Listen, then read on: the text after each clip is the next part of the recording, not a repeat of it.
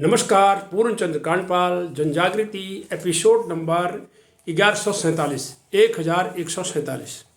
आज लोक पर्व उत्तरायणी की बात करता हूँ। मकर संक्रांति भी इसको कहते हैं। देश में पूरे मनाया जाता है, कहीं बिहू कहते हैं, कहीं पोंगल कहते हैं। तो लोक पर्व उत्तरायणी, मकरैणी और मकर संक्रांति ये माघ के महीने में 1 गते को आता है, और जबकि इसको अगर अंग्रेजी महीने में जनवरी में 14 तारीख को अक्सर ये मनाया जाता है। और इस पर मैंने एक कुमाऊनी में भी एक एपिसोड पहले बनाया है।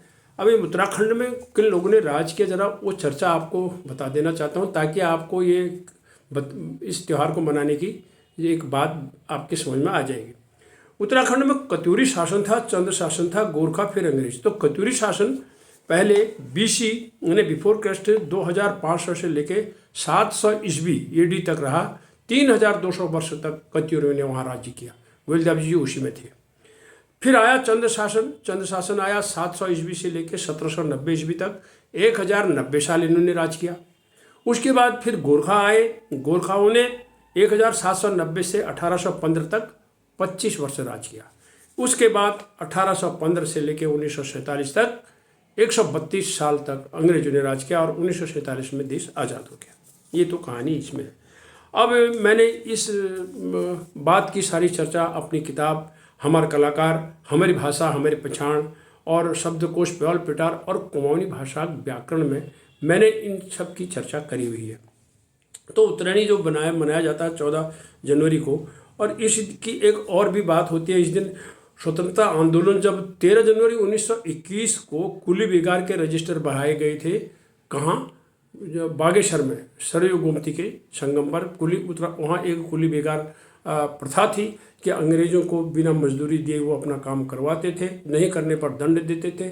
इसीलिए एक कुली बेगार का रजिस्टर बनाया जाता था। बद्रीदत्त पांडे जी, कुमाऊं केसरी, उनके आह्वान और सारी जनता के एक होने पर 13 जनवरी 1921 को बागेश्वर में ये कुली बेगार के रजिस्टर हटा दिए, फेंक दिए गए। और अंग्रेज जो शाह वहाँ पर आया था कमांडर, वो गोली नहीं चला सका, क्योंकि वहाँ अपार जनसमूह था। बोला कितनी गोलियाँ चलाओगे, कहाँ से लाओगे। तो आज की जो मैं ये बात बताना चाहता हूँ कि उत्तरायणी की एक कोई भी त्यौहार हमारे, इनका कोई प्रमाण नहीं होता। ये होते हैं परंपरा पर चलते आए हैं और मान्यता पर चलते आए हैं। तो मान्यता ये है कि उत्तरायणी की कहानी में एक लोक गाथा है कि कल्याण चंद वंश के राजा कल्याण चंद का घर में कोई औलाद नहीं थी। बड़ी मुश्किल से एक बेटा हुआ, और उसका नाम घुगती रखा था। थोड़ा छोटा सा कमज़ोर सा रहा होगा, इसलिए घुगती जैसा रख दिया। और उसके गले में एक मोतियों की माला रहती थी, और जब बच्चा चूँ चाँ करता था, अम्मा उसको डराती थी, तेरी माला कौवे को दे देंगी। फिर कहेगी, आजा कौवा आजा घुगती माला ले जा, आजा कौवा आजा घुगती माला ले जा। तो ये उसका नाम घुगती माला में से जो उसके हीरे की माला, मणियों की माला उसके गले में थी। अब उधर क्या हुआ था कि वो राजा बहुत दुखी था। राजा का जो मंत्री दुखी था कि यार इनका बेटा हो गया। तो उसने एक षड्यंत्र रचा। इस घुगती को उठा करके वो एक जंगल में छुपा के आया, छोड़ के आ गया। अब घुगती गुम हो गया, लेकिन उसको कौवों ने देखा, और कौवों ने जो है उसको कहाँ पर ले जा रहा करके इस बात का पता लग गया। तो उन्होंने उसकी माला को निकाल करके उड़ते हुए वो आगे, और उन्होंने कल्याण चंद के घर के पास एक पेड़ में उसको टांग दिया। और फिर वहाँ आके मडरा के काँव काँव काँव करने लगे। लोगों ने देखा, ये देखे तो वो घुगती की माला जो गले में थी।